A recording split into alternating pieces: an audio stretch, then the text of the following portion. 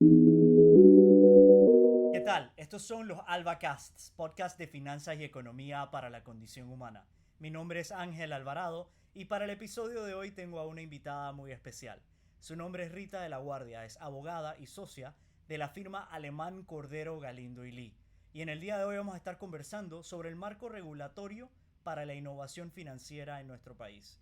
Las reglas del juego para que tecnologías e innovaciones en este campo como fintech, cripto y DeFi puedan implementarse o llegarse a desarrollar dentro de nuestro propio país.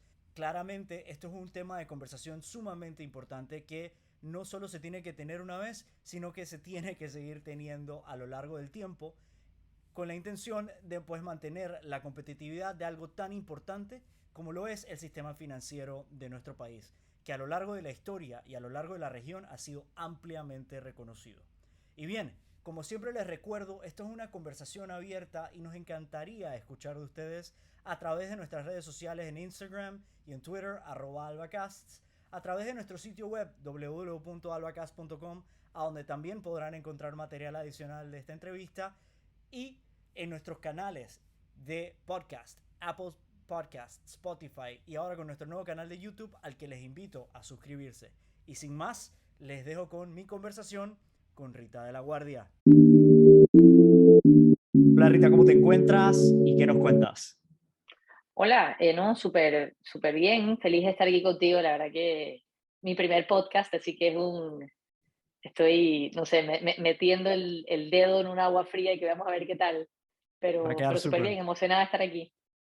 Buenísimo, buenísimo, buenísimo. Bien, hoy vamos a hablar un poco sobre, digamos, el marco regulatorio actual y los retos y oportunidades dentro del mismo para la innovación financiera en Panamá. Claramente, con el auge de fintech y otras tecnologías, esto es un tema que no solo se conversa aquí, sino, digamos, a nivel internacional. Y para eso, pues, invitamos a Rita para conversar un poco de eso.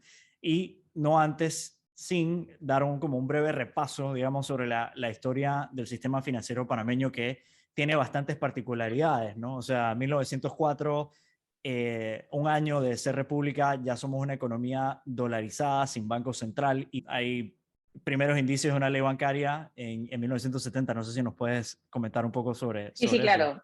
No, y quizás para dar un poquito de background, ¿no? Solo, o sea, yo soy abogada, no soy financista, así que todo lo que conversemos un poquito lo veo desde el prisma de la revolución que hay, qué es lo que estamos nosotros conversando con nuestros clientes, un poquito qué es lo que la gente quiere venir a hacer en Panamá.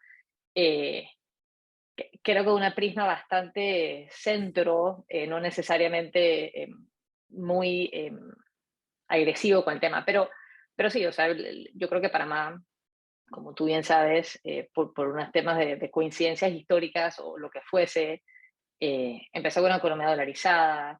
En el 70 se hace una ley bancaria a todas luces bastante buena comparada a la región y lo que se tenía en ese momento, y se crea un centro bancario internacional que por muchos años fue eh, el, el, lo referente, por lo menos en la plaza latinoamericana. Se siente, y bueno, hay reportes del BID, etcétera, que lo confirman, ¿no? Que el centro bancario panameño ha perdido un poquito de competitividad de los últimos 10, 15 años. Eso puede ser como consecuencia de las listas grises, las listas negras, también un proceso un poquito de consolidación de bancos a nivel internacional, que entonces ha tenido consecuencias en Panamá.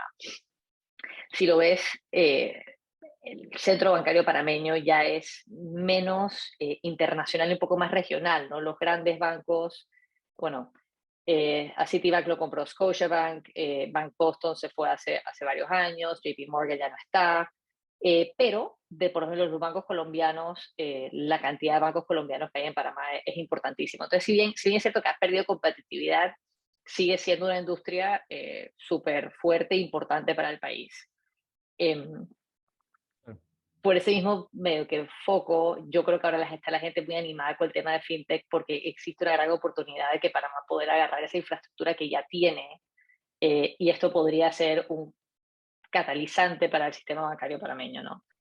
El tema de la competitividad del sistema bancario no solo un tema de consolidaciones, sino también la carga regulatoria que hace muy costoso para bancos de tamaños medianos a chicos operar en Panamá. Y digo, y no es la carga regulatoria aquí, la carga regulatoria en Panamá y en cualquier otro lugar, que obviamente llevó a que todo el auge de money que has visto en bancos en los últimos 5 años, en gran medida por eso. Y después cae COVID. Entonces, una industria que ya de por sí venía teniendo sus temas, se complica bastante.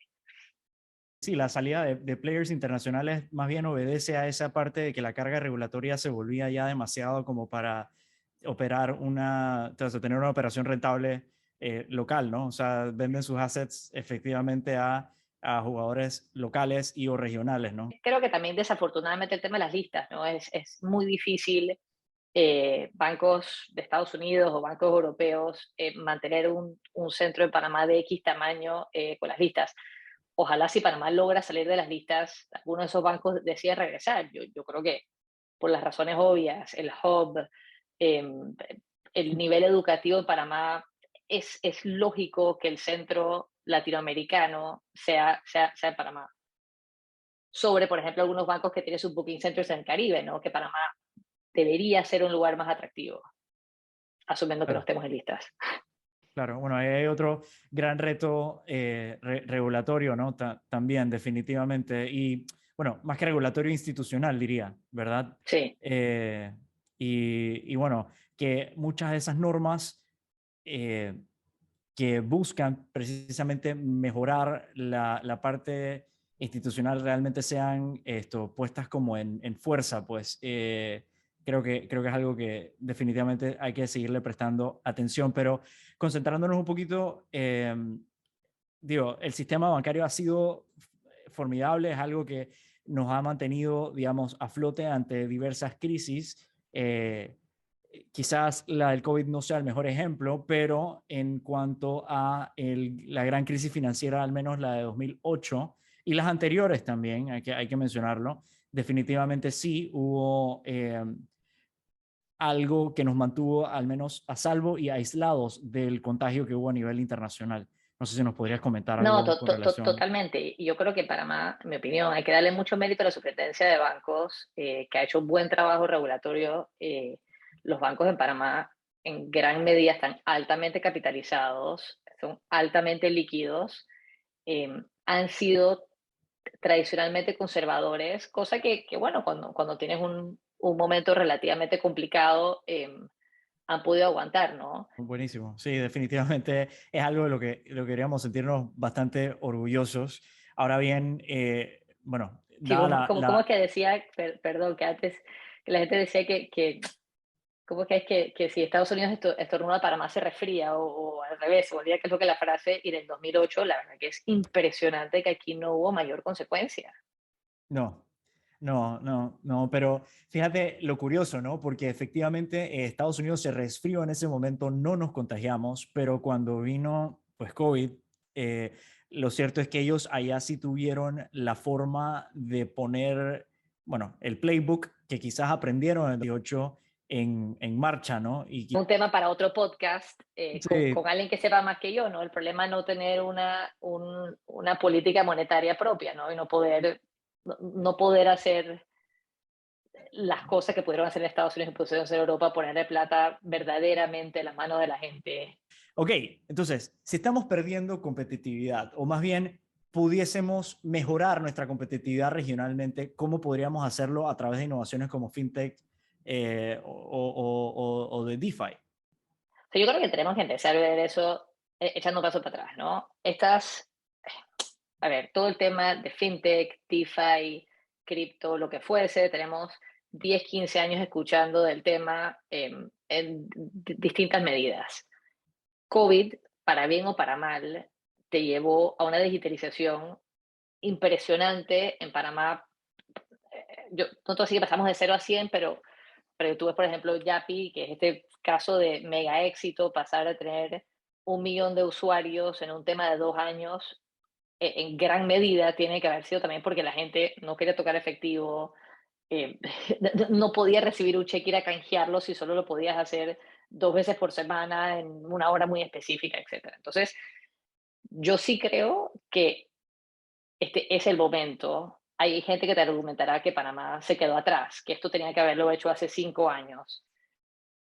Yo creo que uno puede ser un poquito más optimista, saber, el Reino Unido empezó con un sandbox en el 2016, pero vemos los Estados Unidos que al día de hoy todavía está medio que all over the place con qué va a hacer, dónde lo va a hacer, no tiene un sandbox aprobado. En Estados Unidos tiene la complicación adicional de que tienes la complejidad de las leyes estatales con las leyes federales. Así que lo que voy es que, a ver, todo es mejor haberlo hecho antes, pero sería peor seguir pateando las pelotas. O sea, el momento sí creo que es ahora, y yo por lo menos creo que la manera más sensata de empezar a verlo, y por eso digo, que después conversamos un poquito los proyectos leyes que hay, yo me enfocaría ahorita mucho más en el tema de fintech que necesariamente el tema de cripto. O sea, yo creo que tú, si tú simplemente lo ves como sistemas y no como productos, vas a llegar a una mejor regulación que simplemente decir esto sí, esto no. Eh, y digo, mundialmente creo que hay dos maneras generales de verla. Y yo creo que el mejor approach es un poquito el approach del sandbox y un tema experimental, que decir, oye, vamos a crear un espacio en el cual la gente, regulado, controlado, en el cual la gente pueda probar distintos productos, distintos negocios, y vemos a ver cuál es el tema, porque es muy difícil pensar que alguien, tú o yo, queremos hacer un nuevo negocio, y tú me dices, oye, pero esto puede lucir como un banco, ay, a la vida, tengo que salir y conseguir 10 millones de dólares en capital para poder empezar con un banco, de ahí las reservas que tengo que tener, y, y son cosas distintas. Entonces yo pienso que como país nosotros deberíamos apuntar, uno, a que aquí vamos a ser un lugar de innovación. Tenemos la ciudad del saber, tenemos una infinidad de lugares que están hechos para eso, que tienen sus beneficios fiscales y tienen toda su historia. Es decir, oye, vamos a hacer un lugar de innovación supervisado, pero una supervisión con base en el riesgo de cada producto y una supervisión relativamente light para dar la oportunidad a la gente que pueda probar qué es lo que quiere hacer. Hace 4 años, si mal no recuerdo, salió el primer proyecto de ley que tocaba de este y una serie de otros temas. En ese momento no fue muy popular porque, en mi opinión, creo que trató de mezclar muchas cosas, pero hay que hablarlo. Uno debe haber sembrado un árbol hace 25 años, pues cuál era el mejor momento para haber sembrado un árbol hace 25 años, pero el mejor momento siempre es ahora, ¿no? Ese Sí, mismo hoy mejor, tipo hoy es mejor que mañana. correcto. Entonces, no, es interesante lo que comentas y entiendo que en cuanto a sandboxes, sí, efectivamente, a nivel de superintendencia bancaria existe el proyecto al menos puesto, pero que bueno, claramente ha tenido que ser diferido por razones varias, ¿no? Entre COVID y cambios de gobierno y demás. Sí, Eh, sí, y ahí hay un tema hasta más macro que si te pones un poquito más como filosófico en cómo se debe estructurar esto, también es que en Panamá, al igual, yo no sé, creo que es porque estamos basados un poquito en el modelo americano, estamos muy segmentados en la manera que regulamos, ¿no? Entonces hay un regulador de valores, un regulador bancario, un regulador de seguros, un regulador para las financieras. Entonces sí puede ser bastante complicado decir, oye, ¿cómo monto un sistema regulatorio? Si lo monto en paralelo al que ya existe para que los temas de nuevas tecnologías arriba, que tú bien podrías tener, y es lógico que va a haber, que alguien va a querer hacer un producto que pique un poquito de seguros, pique un poquito de bancario, y en las bancas tienes el concepto de banca compartida y hay ciertos acuerdos de que los bancos pueden hacer X y Z cosas, pero eso ya es para un banco regulado. Entonces, ¿qué vamos a hacer con el resto? Hay países donde tienen un solo supervisor financiero, medio que macro. Hay un reporte del BID que salió hace unos años que te hablaba un poquito de que Panamá, ellos recomendaban pues que hacía sentido un poquito unir estos reguladores, bajaba en general el costo, eh, y creo que para temas de innovación es más lógico o sensato que haya una cabeza que sea medio que la cabeza que ponga la pauta. Hay gente que te dice todo lo contrario, hay gente que te dice, oye, pero el regulador bancario, que es muy bueno, que es bueno y tiene toda la experiencia del mundo, conoce de bancos, no conoce seguro. Entonces no le pongas ahora otro sombrero que quizás eh, no pueda manejarlo, pero yo sí creo que entre debates que vale la pena tener con expertos en el tema es cuál es la mejor manera de hacer esto y dado que los servicios financieros están cada vez más entrelazados entre ellos, valdría la pena pensarlo de vuelta. Yo creo que hace 30 años era muy distinto. Un banco es un banco, y una casa de valores, una casa de valores. Ya las cosas han cambiado bastante. Claro, claro, pero bueno, entendiendo que eso hace mucho sentido, tratar de consolidar inclusive al regulador en términos de eficiencias que se puedan lograr, al menos operativas y en carga regulatoria, definitivamente tiene algo de valor. Y algo que rescato que comentaste hace un momento y es el hecho de que quizás valga la pena que estas innovaciones no se traten tampoco, o sea, como por separado, sino que se tenga como una plataforma en la que cualquier cosa que sea innovación, indistintamente de que se llame crypto, DeFi o fintech, sea una sola cosa, una sola norma en la que regule este tipo de innovaciones, así como para no tener una ley para cada cosa, ¿no? Sí, Que indistintamente de que haya más de un regulador o no, ya de por sí aumenta la carga regulatoria. no, totalmente. Y digo, y repitiendo lo que que creo la conversación se tiene que dar. O sea, yo creo que estamos, digo, y da un poco de miedo, pero cuando uno empieza a hablar de estos temas, uno no sabe dónde pueden acabar. Nuestra ley bancaria es del 70, ha tenido una serie de enmiendas, una importante, no voy a acordar la fecha, si mal no recuerdo, en los late 90s. Eh, pero hace falta un poquito volver a pensar como un plan país, cuál es la mejor estructura para esto. Y yo sí creo firmemente que tiene que haber un espacio seguro de innovación, donde se puedan experimentar, donde haya un marco regulatorio moderadamente claro, porque te digo el tema que nosotros nos pasa en la oficina todo el tiempo, que es muy complicado, que viene un cliente con una idea que suena fascinante de X y producto y te dice, oye, ¿es legal o no es legal? Y es que, bueno, en Panamá no hay ninguna norma que lo impida, pero si haces eso, se podría interpretar que estás captando depósitos, entonces podría ser un banco, entonces las multas son millones de dólares y no se te ocurra. Y si haces esto, bueno, técnicamente alguien podría interpretar que eso cae bajo la ley de casa de remesas porque estás mandando plata y es muy complicado explicarle a potenciales inversionistas no hay nada que lo impida, pero tu riesgo es altísimo. Si alguien llegase a interpretar que lo que estás haciendo está en la zona gris. Y eso Claro. simplemente te lleva a una situación en que el único que se tira al agua es el que verdaderamente no tiene miedo eh, y desincentivas, no solo que verdaderamente no tiene miedo, el que no tiene miedo y el que tiende a ser el jugador más riesgoso, el que te dice, tú sabes que no está regulado, no me importa, voy. Y desincentivas al que te dice, oye, la verdad que yo me sentiría un poquito más cómodo si yo tuviera una licencia de algún tipo y alguien está supervisando lo que yo estoy haciendo. Eso es tremendamente interesante porque al final estás poniendo normas para tratar de evitar comportamientos o conductas, no sé, lavado de dinero u otras.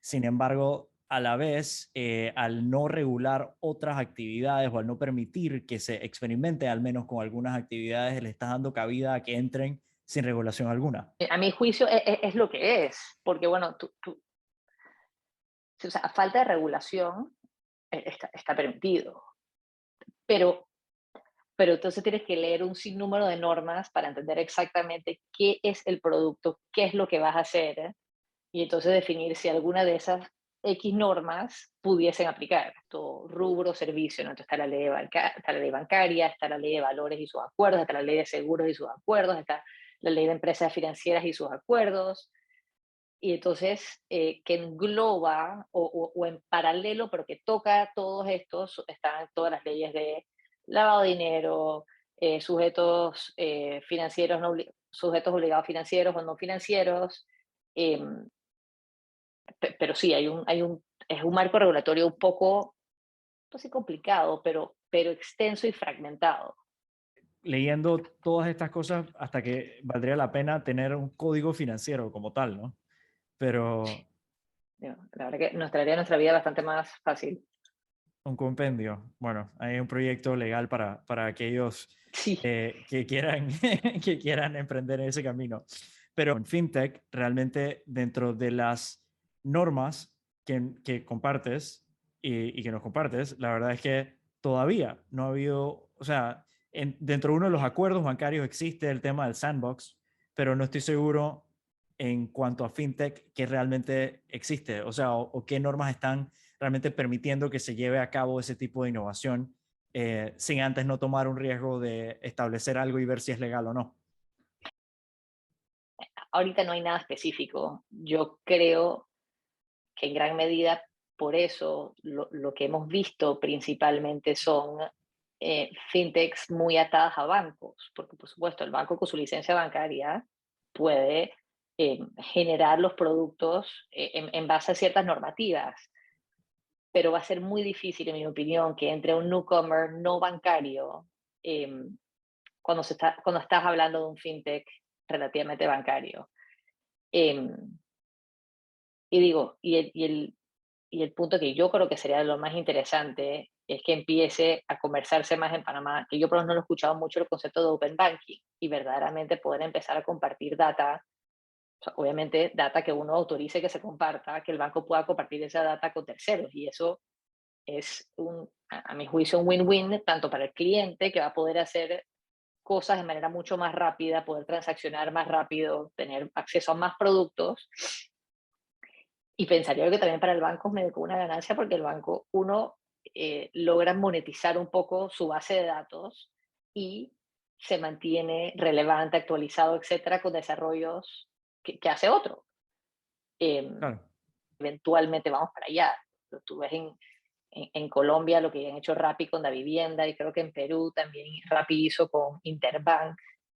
Eh, y no veo por qué en Panamá no pudiésemos tener el equivalente con un pedidos ya o con una SAP y que simplemente estas cosas fluyan mejor. La gente quizás dirá, bueno, pero ¿por qué? Yo no quiero tener una tarjeta de crédito pedidos ya, y uno, de acuerdo, pero regresamos al punto, no estoy de acuerdo, me parece perfecto, pero es, ¿cuál es la meta de todo esto? En principio la meta de todo esto, más allá de hacer fondos, debería ser incluir a más gente en el sistema financiero, democratizar un poco el sistema financiero, hacerle más fácil la vida a las personas, bajar el costo transaccional y incluir a más gente, o sea, Bueno, y con la penetración de tecnología móvil aún más, ¿no? O sea, pensando en que aún hay más. alrededor de 3 4 celulares por persona, si tomásemos la cuenta. Ahora bien, Sí, es interesante el hecho de que efectivamente el Open Banking es un tema que recién se toma a la palestra. No creo que todo el mundo esté necesariamente hablando de esto, pero desde hace años existen los famosos APIs, que son los Application Programming Interfaces, que utilizan algunas instituciones financieras precisamente para poder compartir de forma segura con sí, desarrollos efectivamente, como mencionas, de otros, pero permite una serie de cosas desde planificación financiera hasta otra serie de servicios y permite inclusive llegar a conocer mejor a sus clientes, ofrecer cosas como ventas cruzadas, integrarse a otras plataformas, lo que resulta tremendamente interesante. Inclusive, digo, su desarrollo claramente ha sido mayor en Estados Unidos, pero en países del sur como Argentina, Colombia, como mencionas, efectivamente ya han sido puestos a la marcha, yo creo que con varios casos de éxito. Ahora en Panamá, reciente, PayCarry, que fue escogida en Y Combinator 2022, un emprendimiento que, bueno, iniciaron tratando de ser un nuevo banco, pero han pivoteado a tratar de más bien ofrecer la tecnología para habilitar inclusión financiera. Eso te habla un poco de los retos que aquí mismo también tenemos y bueno, obviamente también las oportunidades que ellos bien han sabido eh, tomar, pues, en y, ese sentido. me vuelvo yo ahora la entrevistadora y no me sé el caso puntual de ellos, hasta lo que entendía que estaban en el backend, pero yo me imagino que viendo un poquito la inversión que tomaría hacer un nuevo banco de cero en Panamá y el tema de necesitar una licencia y el otro problema también no separado, pero amarrado un poquito el punto del sandbox es que no hay tal cosa como licencia bancaria light.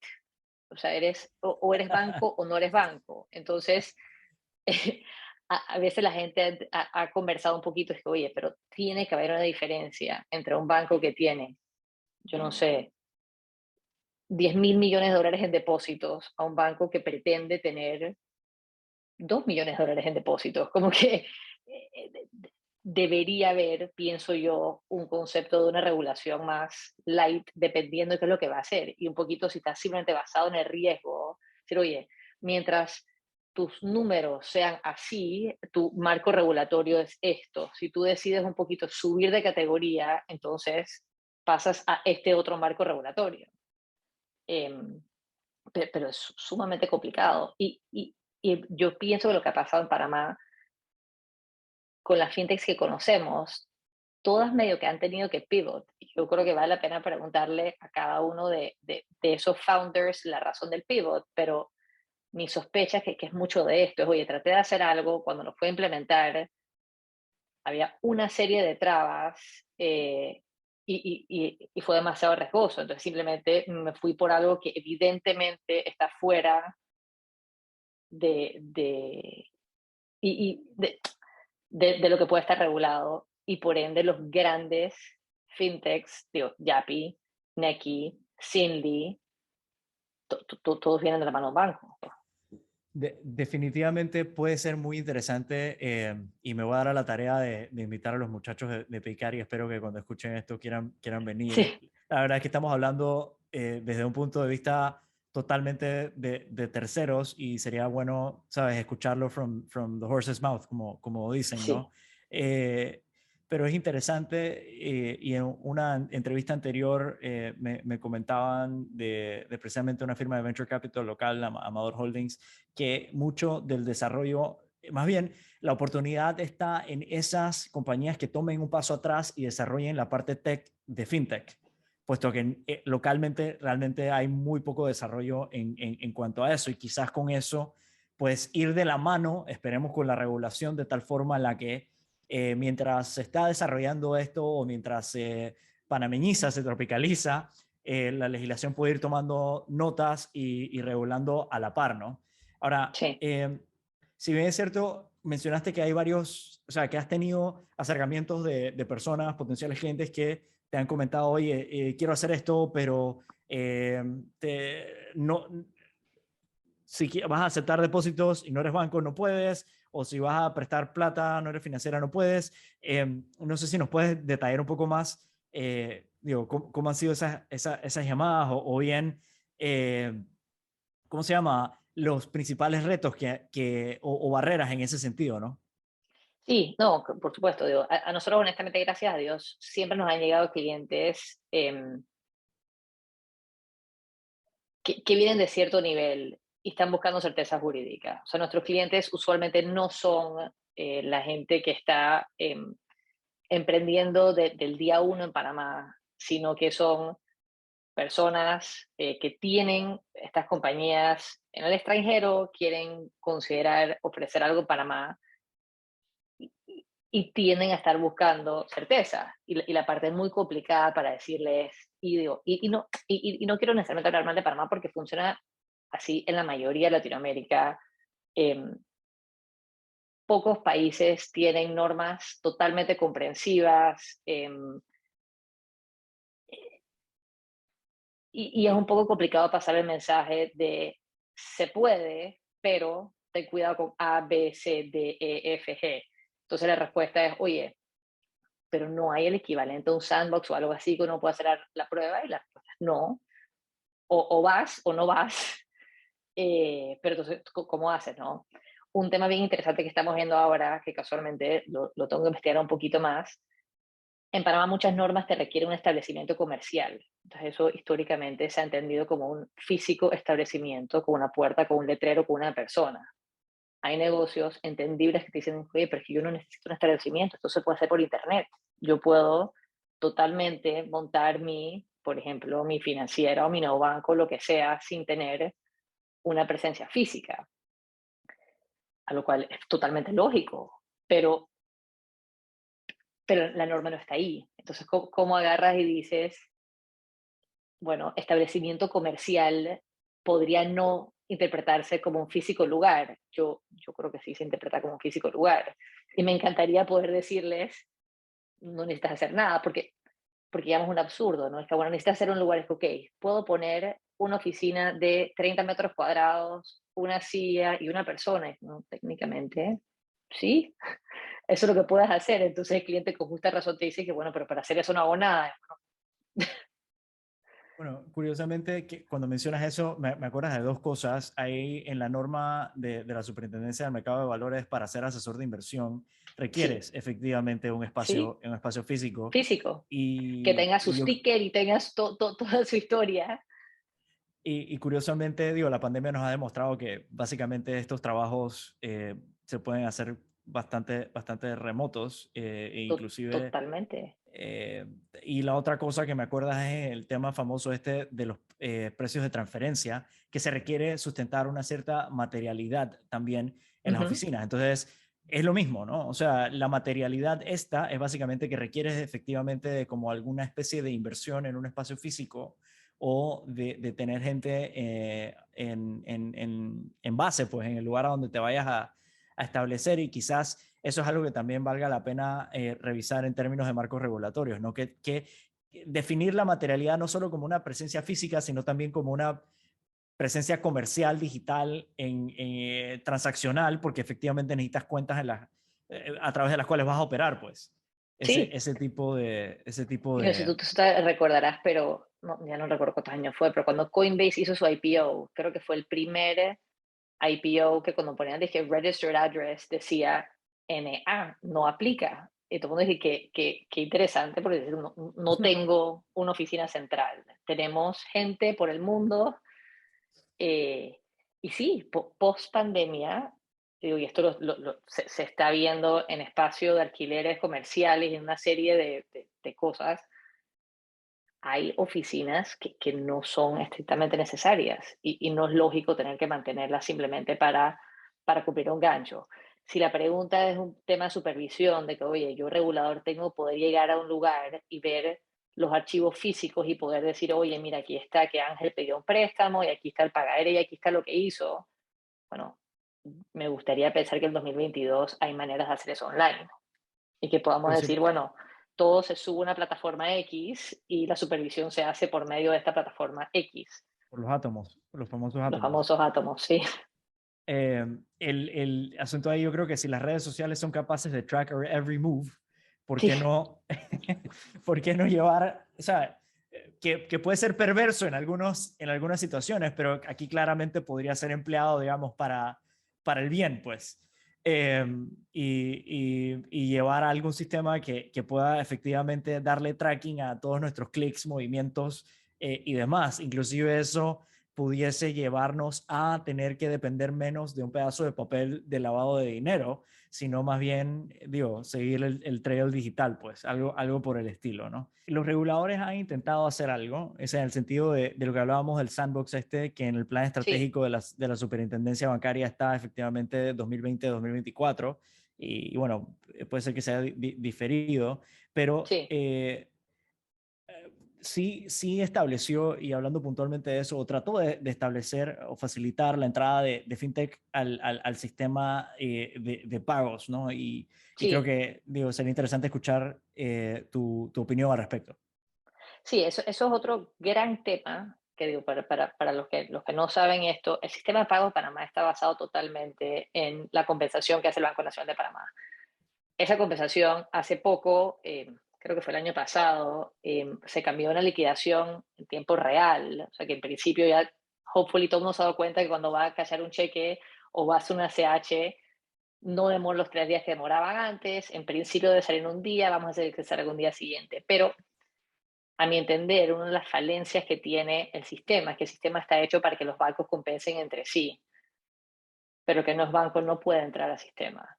Entonces, una pregunta también que valdría la pena considerar un poquito es, oye, ¿debe tener el Banco Nacional este rol exclusivamente? ¿Quién supervisa el Banco Nacional en este rol? Porque mi entendimiento es que la super, si bien O sea, si bien la Super es el regulador supremo de los bancos, el Banco Nacional, hacer un banco estatal, etcétera, etcétera, no puedo decir que no está regulado, pero tiene medio que sus reglas aparte. Y mi entendimiento, y esto valdría la pena confirmar, es que la Super no tiene ningún say sobre cómo funciona el sistema de pagos y esa liquidación. Entre las cosas que salió en el proyecto del BID era que Panamá debería sacar una ley o una regulación específica sobre sistemas de pagos, quién podía accesar a ello y cómo, pero eso tampoco ha pasado. Interesante, interesante. También nos comentaste en algún momento de la liquidación bueno, sí, lo de la liquidación en tiempo real definitivamente es una ventaja, porque claramente, digamos, los comercios tienen acceso a los fondos que les pagan a través de créditos o a través de cheques en sus negocios, pues, y eso definitivamente tiene que ser bien visto en términos de flujo por los comerciantes, ¿no? Sí, Ahora, bueno, porque es que ese es otro punto a ver, cuando empezó todo este tema de fintech, por lo menos tropicalizado, el gran valor obviamente es el carry del interés, ¿no? Cuando estás hablando de los temas de wallets, etcétera. Y, y a lo que te diga, por eso yo creo que el tema bancario, el tema fintech con los wallets, y creo que lo puse en el outline, es quizás el más tricky de todos, porque en ese punto sí, tú sí estás agarrando depósitos de la gente y tienes este depósito de estas personas, y puede ser por un monto menor, pero tienes la plata de alguien que te ha confiado con su dinero. Y tú te estás, o la compañía, está agarrando el valor de lo que toda esa plata de esas 100 personas o 1000 personas o un millón de personas producen intereses. Entonces, para mí esa es digo, la gente te argumentará lo contrario, pero he escuchado argumentos donde dicen, bueno, pero es que eso no es un banco, eso es un wallet. Bueno, pero si tienes mi depósito, tienes el carry del interés. Si tú quiebras, si a ti te secuestran, ¿qué pasa qué pasa con mis fondos? Y la respuesta, y yo creo que sí hay que ver el punto de vista, o sea, cuando conversamos el tema regulatorio, de tener un poquito qué es la consecuencia, porque a veces yo creo que los que son muy puristas con el tema de fintech dicen que es que yo no soy un banco, no me aplica. Y bueno, perfecto, entiendo que argumentas que no te aplica, pero si quiebras, ¿qué pasa? Los bancos no están sujetos a la ley de quiebras precisamente porque el concepto de un banco quebrar es inconcebible. Los bancos en Panamá están fuera, bueno, en Panamá ya no es ni siquiera la ley de quiebras, es la ley de reorganización. Están fuera de ese sistema y tienen todo un proceso entre la superintendencia de bancos, la superintendencia de bancos los intervendría, pasa X y Z cosa, trata de organizar una liquidación, lo que fuese a ocurrir, pero creo que no puedes verlo como temas totalmente aparte porque al final siempre tienes que enfocarte en supervisión por riesgo. ¿Qué pasa si te quiebran, si te secuestran, lo que fuese? es que es parte de del sistema de pagos. Básicamente, la recepción de fondos, o sea, esa intermediación por un periodo de tiempo, así sean 5 segundos, tú estás efectivamente recibiendo un depósito en el caso de los wallets. Claro. Y bueno, tiene 5 segundos de riesgo, pero tienes riesgo. Entonces, eso definitivamente habría que atenderlo, ¿no? De hecho, pasa similarmente en los sistemas, y aquí para irnos un poquito técnicos, digamos, cuando se hace una transacción en Bitcoin y se hace en blockchain, generalmente no existe ese tipo de riesgo, pero cuando se baja a transacciones en sistemas que generalmente lo hacen más rápido, llámese el Lightning Network, puede existir más riesgos, puesto a que no se hace en el blockchain, sino se hace en algo separado al blockchain y por ende Si no calza eh, una vez.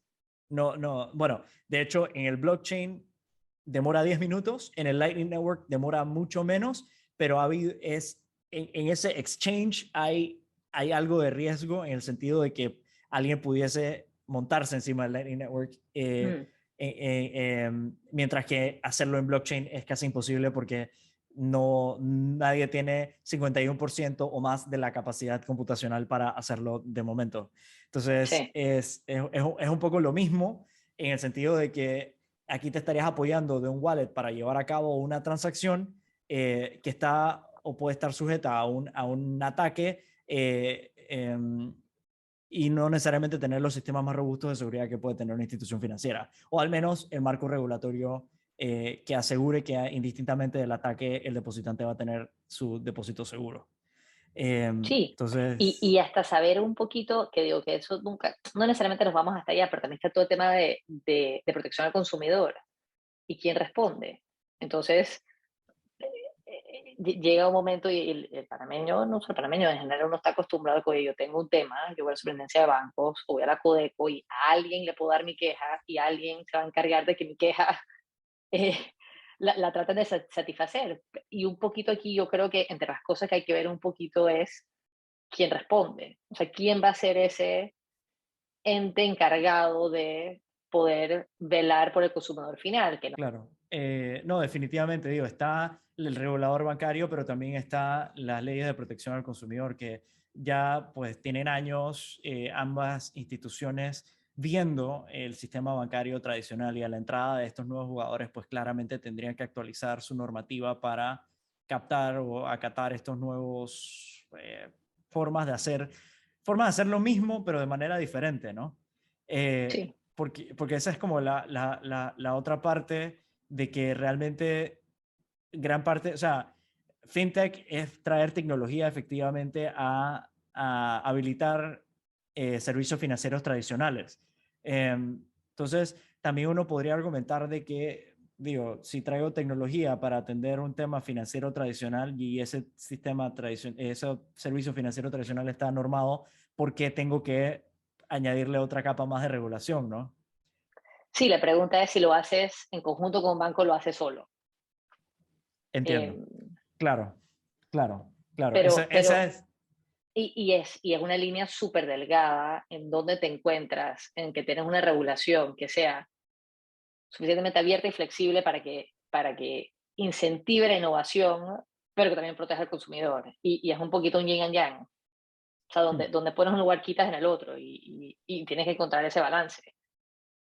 ok, Pero regresando al punto que en verdad sí, sí, lo he dicho 100 veces, ¿no? Pero es que la conversación se tiene que dar. Y siento que no se está dando en unos grupos particulares, pero no se está dando como plan país. entiendo, entiendo. Ahora, considerando esto, los proyectos que están en la asamblea, efectivamente, digo, le hemos prestado mucha atención en esta conversación a FinTech, sin tocar mucho lo de Bitcoin o cripto en general, puesto que, digo, creo que una cosa tiene que venir claramente primero que lo otro, ¿no? O al menos a la vez, no, no lo sé. Hay primero que preparar el camino o la normativa para recibir innovación antes de poder hablar de cómo desarrollar innovación. O no, no sé Sí, si es un problema de la carreta antes de los caballos, por ejemplo. no, yo creo que tienes razón. O sea, yo creo que uno no precluye a lo otro. Yo en lo personal siento que es más fácil empezar con el tema del sistema, sandbox, etcétera, que va a ser más digerible para la población, ¿no? Que empezar con un tema tan específico como que vamos a permitir que Bitcoin se trance en Panamá. Yo creo que eso se puede hacer, pero eso te resuelve un problemita en vez de tratar de agarrar el macro. Hoy en Panamá se debería poder aceptar no como moneda de curso forzoso, y es una cosa interesante de Panamá, que Panamá no tiene una moneda de curso forzoso, pero se debe poder aceptar como moneda eh, Ethereum, Bitcoin, Dogecoin, lo que tú quieras, porque son demasiado específicos y no hacen mucho sentido si no lo pones en un contexto más general. En mi opinión, y creo que valdría la pena que todo el mundo le dé por lo menos una ojeada, y el proyecto de Gabriel Silva es mucho más robusto, tiene todo un sistema, busca en gran medida modernizar el aparato gubernamental en Panamá, mejorar, porque empezamos, nada, esto funciona si no hay buen internet. O sea, tienes que empezar con poder que haya internet de moderada calidad en la mayoría del país. Claro. Dos, el Estado panameño hay que modernizarlo. Él metió una cosa que a mí me pareció honestamente fascinante, que es medio que el concepto de que vamos a hacer las reglamentaciones con estos conservatorios ciudadanos y cuando vaya a haber un cambio, en principio tiene que tener cierto consenso de este grupo, porque la verdad que es esto ya es un tema más político, pero nosotros estamos al libre albedrío de un grupo de personas, que algunos son técnicos, otros no son técnicos, y a veces pasan normas muy bien pensadas y a los 5 años hay enmiendas que no hacen sentido, pero las enmiendas son inconsultas o fue un camarón o lo que fuese, y todo lo que se ganó lo echas para atrás en un segundo.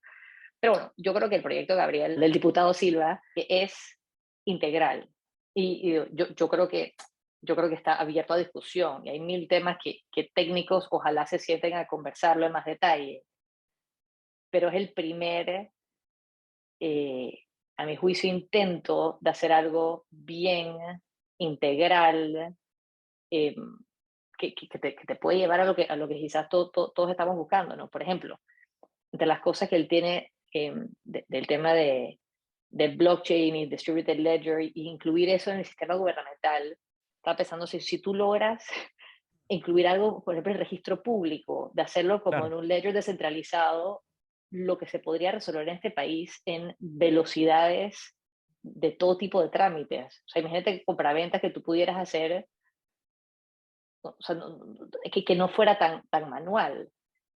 Mientras más logremos digitalizar y estandarizar y quitar medio que el dedo de las personas que puedan cambiar cosas, además tiene ese valor agregado adicional. sí, o sea, nada de mover estos linderos Sí, manualmente o sí, marginales sí, en, sí, en, sí.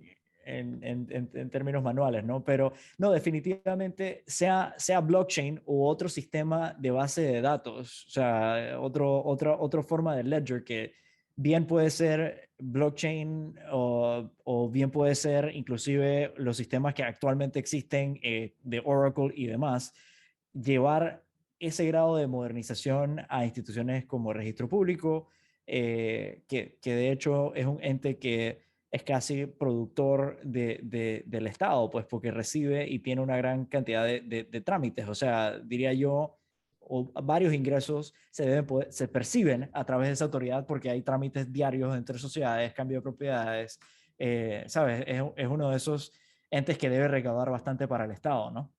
Mira, yo no Eh, sé, yo no sé el detalle, no sé cuáles son los números y 100% valdría la pena verlos. Pero una hipoteca, tú pagas un porcentaje de valor hipotecado.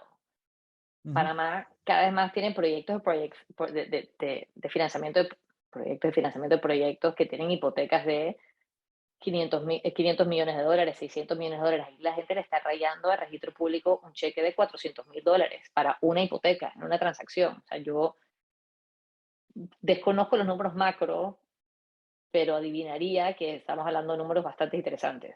So, sí, definitivamente valdría la pena ver los números del registro público, pero bueno, eso es otro Y estoy podcast. seguro que en la autoridad marítima y en el tribunal electoral, o sea, hay una serie de entidades, y digo, yo ciertamente no soy ingeniera, pero asumiría que hay muchos trámites y procesos que se pueden mejorar significativamente. Claro, totalmente. Aparte, digo, sí, también lo que viene con tener este tipo de cosas, con sistemas de bases de datos que sean reguladas. O sea, la reglamentación no solo viene por la aplicación correcta de las leyes por parte de las personas, sino que está incluido en el código de programación de estos protocolos, por lo cual es más No difícil puedes meter el dedo. violarlos. Sí, Correcto. Entonces eso es sumamente interesante. Y definitivamente veríamos una reducción importante en términos de corrupción, ¿no? Y cualquier error, pues es más bien un error de código, quién sabe, ¿no? Pero esperemos que eso no llegue hacia ahí. Ahora, sí, se habló de la digitalización, expandir la digitalización del Estado, la certeza jurídica y un valor a criptoactivos. NFTs para artistas, digo, a ver, yo honestamente no le entiendo tanto los usos no artísticos, pero pensar que cualquier persona puede acceder a algo que hace 15 años era imposible, ya sea con música, con arte, con lo que sea, es que regresas al mismo principio de quitarle un poquito, un tema un poco libertarian, ¿no? Pero quitarle el poder a un grupo limitado de personas y dejar que el mercado hable por sí solo, pero un mercado menos amañado, o sea, un mercado que está más abierto. Sin tantos intermediarios, que es básicamente lo que ha buscado hacer la descentralización financiera, ¿no? Que el valor Ujú, que tú y yo intercambiemos realmente sea 100% del valor y no que sea 95 porque alguien me quitó 0.5 en el medio. ujú, ¿No? Y tener que yo cargarte eso en el precio a ti, por ejemplo, claro. porque a mí también me quita una comisión Y adicional. al artista le quitan punto 30 en el camino. Lo que sea, exacto, Sí. exacto. Imagínate. Eso definitivamente. Pero lo de certeza jurídica al valor digital de los criptoactivos me para más interesante, porque actualmente al no estar normado, pues básicamente no hay garantías, pues yo no pudiese pedir un préstamo en contra de eso, por ejemplo, No, no es colateral, no es reconocido como tal. no. Y, Y y para los que juegan en esto, también a mi entendimiento, y no sé si todavía es el caso, eh, por lo menos de los bancos que yo tiendo a usar, no te permiten transferir directamente. O sea, yo acabo de hacer una pequeña compra y la tuve que hacer una tarjeta de crédito, porque no había una manera de transferir fondos para poder hacer la compra. Y entiendo que hay casos que van un poquito más allá, que el banco ni siquiera quiere que use la tarjeta de crédito para hacer la compra y lo ven como una transacción sospechosa. Yo sí creo que se debe, y eso es bastante general en Panamá, este estigma de que el cripto está atado a el lavado de dinero, financiación de terrorismo, actividades ilícitas, etcétera, y eso en gran medida no es el caso. Yo creo que está ampliamente probado, y se sigue teniendo ese estigma, ¿no? bueno, de hecho, sí, sistemas como blockchain no son anónimos, son pseudo-anónimos. Es decir, que hay forma de Hay saber, un récord, sí, permanente, inmutable. sí, Entonces, es interesante porque realmente muchos de los robos de cripto y demás han sido por gente que no ha sabido cómo guardar de forma segura sus claves o, u otras cosas, ¿no? Más que un ataque directo al blockchain o a los sistemas como tal. Digo, sí han habido vulnerabilidades o gente que ha sí, explotado parte del código, parte de lo que ocurrió, por ejemplo, en el caso del DAO de Ethereum hace unos años, pero como cualquier sí, sistema. sí, correcto, pero han sido temas que definitivamente han podido ser atendidos. Ahora, eh, de, la verdad es que igual a cualquier persona, muchos de los casos en los cuales han habido este tipo o sea, explotar este tipo de vulnerabilidades, han sido atrapados. O sea, se sabe quién fue la Sí, persona. sí. No estoy muy seguro que eso haya sido el caso de muchos de los incidentes que han ocurrido en el sistema financiero tradicional, por ejemplo, ¿no? No, y yo por lo menos tengo la impresión, y puedo estar equivocada, eh, pero la gente todavía se recuerda mucho el tema de Silk Road, entonces amarran de que, oye, había este website para comprar drogas, armas, no sé qué cosa, y pagaban con cripto. Entonces, como pagan con cripto, no había un trace y cripto se usa para el tráfico de drogas. Bueno, primero que nada que estás hablando de un tema súper puntual que yo no sé a estas alturas hace cuántos años pasó, pero pasó hace 10 años, 15 años, o sea, una cantidad importante de tiempo. Eh, pero percibo que eso todavía es la mentalidad que tiene mucha gente. Y por eso lo que te decía al principio es, lo que me gusta de este proyecto de ley es lo abarcador que es, pero yo sí creo que hay mucho más posibilidades de adopción de una ley que sea de sistema y no necesariamente de producto, porque pensaría yo que si tú haces una encuesta hoy al panameño, piensas que cripto debería ser, no quería ser legal tender porque creo que Panamá eso nunca, a ver, forzado, porque te van a decir, oye, en Panamá no hay moneda forzada, pero pensaría yo que la mayoría de las personas dirían, ¿para qué? Si eso es para criminales. Y no lo es. O sea, en otros lugares, en otras regiones existe el concepto de tokens y existe el concepto de tokenización como tomar, por ejemplo, un bien raíz y subdividirlo en pequeños tokens de tal forma en la que yo no tendría que comprar una unidad departamental, por Ujú. ejemplo, sino solamente una porción de la misma. Inclusive Sí, existen organizaciones DAOs en las que yo no tendría, o sea, que comprar una acción de la misma, sino nada más comprar un token del DAO. Y ujú. veo que hay algo similar propuesto en la regulación de entidades de valor digital redimible. No sé si nos puedes comentar al respecto. Sí, porque el tema es que actualmente en Panamá ese token se considera un valor. Entonces, para un valor, tú tienes que estar registrado en la Superintendencia de Mercado de Valores cuando vas a hacer una oferta pública de un valor. ¿Qué es una oferta pública? La oferta es a no más de 25 personas y no te compren más de 10 personas. Entonces, el concepto de ellos es, quitemos el concepto de token, del concepto meramente de un valor security y pongámoslo bajo la Dirección General de Empresas Financieras en el MISI y que tenga un tratamiento distinto, un poco más,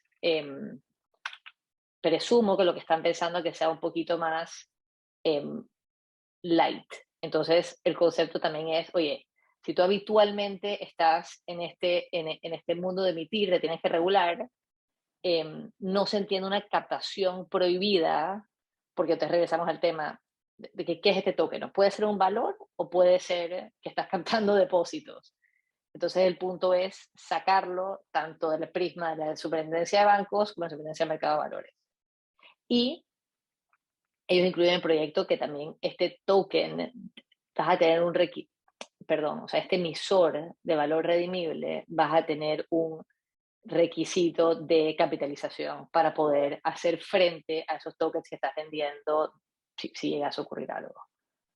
Interesante. Sí, eso va modelado también en parte como la propia norma, proyecto pues en Estados Unidos, donde definitivamente necesita haber eso, aunque sí han habido casos a donde básicamente este intercambio de tokens se han podido interpretar como la venta de una inversión, como la venta de un Uh valor, -huh. efectivamente.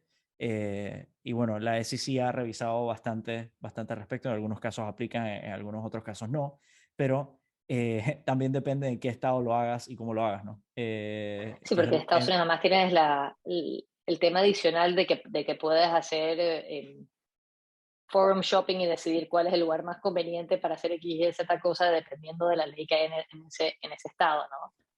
No, y sí, el tema de los tokens, honestamente, es fascinante porque a mi juicio, cuando te pones a hilar un poquito delgado, tú dices, ok, las millas de tu aerolínea favorita. O sea, hay gente que técnicamente dice, son bueno, tokens. en mi técnica es un token, te dice, bueno, no, porque es un token utilizable en la aerolínea. Bueno, más o menos, porque también lo puedo usar para hoteles, también lo puedo usar para alquilar un carro. Y es interesante dónde decides que estas cosas es A o es B. ¿Tú crees que veremos un neobanco panameño? Mira, me gustaría creer que sí. Eh, creo que va a venir ya sea un hermano o un hijo de un banco tradicional, a menos que cambie la regulación en estos momentos. Como hemos hablado más temprano, ¿no? Los casos más exitosos de fintech en Panamá, por el momento, en mi opinión, han sido los que han nacido los bancos. Digo, en Colombia está Lulo, que digo, yo creo que empezó ya hace un año, yo creo que valdría la pena un poquito esperar a ver qué tal, cómo va eso, cómo se desarrolla eso. Bueno, está el caso de Nubank, que digo, el super unicornio, pero yo no sé, por ejemplo, cómo es la regulación en Brasil en ese momento. Yo creo que el tema también un poquito complicado para Panamá en cuanto a fintech es que Panamá es un mercado chico. Entonces, los grandes fintechs, por razones obvias, van a preferir Argentina, México, Brasil. Yo, si mal no recuerdo, haber visto que Nubank iba a entrar en Colombia.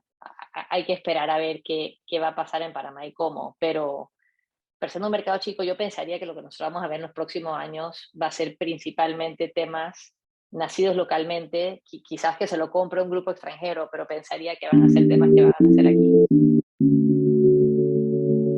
Ya, te voy a hacer las tres últimas preguntas que le hago a todos mis invitados. La primera de ellas es, ¿qué libros te han influenciado o recomendarías? Esto se extiende a podcasts, series de televisión, lo que tú quieras. Eso te iba a decir, que ahorita estamos con los podcasts a 1000 por hora. A mí, últimamente, me ha agarrado una moda de escuchar bastantes libros como que de psicología empresarial o sea, behavior economics. ¿Cómo se llama eso? Sí. Bueno, no, no es behavior Behavioral economics. finance o behavioral economics o behavioral finance. Estás en lo cierto. Me gusta muchísimo Adam Grant, tiene este libro que se llama Think Again, que me parece que es un gran libro. Bueno, la premisa se entiende por sí mismo, pero el punto básicamente es, oye,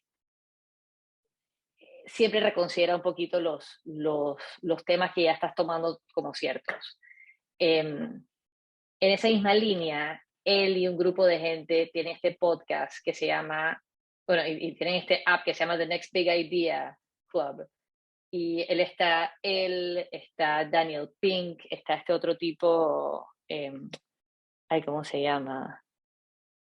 Bueno, me voy a acordar ahora. Pero tiene ese tema de que book bites, entonces te agarran mucho estos libros y te los comprimen en 20 minutos, pero lo que es súper chévere es que el que te lo describe es el autor. Entonces no es un tercero comprimiéndotelo, sino que es el autor diciéndote, oye, estos son lo que yo quisiera que ustedes rescataran del libro.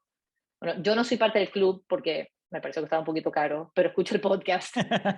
Eh, También recomiendo totalmente el libro sobre el tema de Enron, que se llama The Smartest Guys in the Room. Es un súper, súper libro eh, de la vida real. Y me gustó mucho Bad Blood, que es sobre el tema de Theranos y la... Ricky Casualmente ahora Holmes. también ya... El, Sí, el, y ahorita hay una serie de televisión también. Y digo, honestamente la televisión está buenísima, porque también está el de Theranos, está todo meter, y también está el show en Apple TV de We Crashed, de la historia de WeWork, que también buenísimo. Fuera de serie, fuera de serie. A mí me impresiona cómo Jared Leto capta a este tipo tan bien. Y Es igual Anne impresionante. Hathaway es calidad de actuación, debo decir, y de producción, ¿no? Porque se dan a la par como con HBO casi, ¿no? En términos de calidad. Yo soy una gran consumidora de la televisión y resiento un poquito cuando la gente te dice, dije, pero es que es malo ver mucha televisión. Y es que yo creo que la gente no se ha dado cuenta de la calidad de shows que hay en la televisión. Y este me parece que está buenísimo. Sí, no, no, muy bien, muy bien. Y bueno, creo que mencionaste un podcast también, ¿no? Que estás escuchando bastante Ah, podcast. sí, sí, sí. Eso es un tema quizás, un podcast tuyo para otro día es qué está pasando, que estamos todo el día escuchando cosas, pero bueno, me gusta mucho un podcast que se llama After Hours, que son tres profesores de Harvard Business School y es una combinación medio que entre noticias, historias, análisis sencillos, pero me parece una bastante buena manera de mantenerte al día de lo que está pasando. Casualmente hace poco hablaron de todo el tema del sindicato en Amazon y te lo explican bien. Buenísimo, buenísimo. Y Rita, ¿cómo tomas tú, siendo este un podcast financiero, tengo que preguntarlo, ¿cómo tomas tus decisiones financieras? Eh, Mira, te soy sincera, yo he hecho una infinidad de errores financieros, creo que todo es ensayo y error. Eh, Trato de mantenerme moderadamente al día de lo que está pasando y consultando, porque yo creo que si vieras mi triste portafolio, las decisiones que he tomado por mí mismas no han sido las mejores y ahora le pregunto a expertos un poquito más. Buenísimo, buenísimo, buenísimo. Y si alguien te pregunta hoy qué estudiar, ¿qué le recomendarías? Yo, yo soy una gran fanática en una educación liberal. Es más, lo conversaba con mis sobrinos hace poco. Yo creo que es un error a los 18 años decir yo voy a estudiar esto y esto es lo que yo voy a hacer por los restos de los días de mi vida.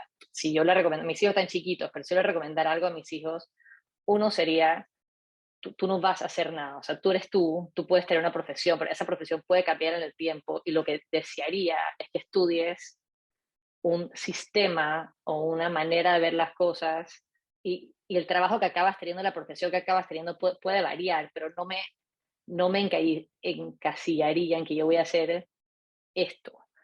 Y honestamente me parece que es un error la presión que se pone la gente de tener que decir eso a los 18 años. Entonces, a mí me gusta mucho la educación liberal y por eso no quiero decir bueno, sea economía o sea lo que sea, y después como que ver en el tiempo dónde quedan las cosas. Yo me gustaría pensar que uno, la educación cuando mis hijos estudien va a haber cambiado muchísimo.